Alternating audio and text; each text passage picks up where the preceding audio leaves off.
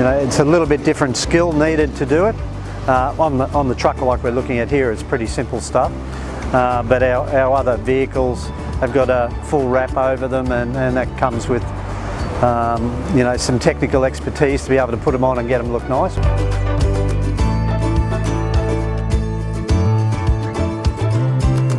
Most of the time we do it ourselves. Not too many want to, unless it's a, you know, a square sort of sticker or whatever that they can just apply to a door. But if we're talking going over, you know, the mouldings or under the mouldings of a vehicle, over the contours of the bonnet and the side panels, it takes a bit of skill and a few tools to make sure it goes on nice and smoothly without bubbles and everything lines up.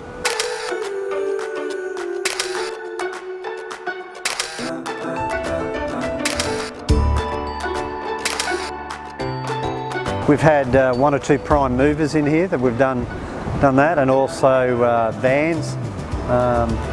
Yeah, it doesn't really matter what the vehicle. Some of them are more difficult than others, but you get them all to work.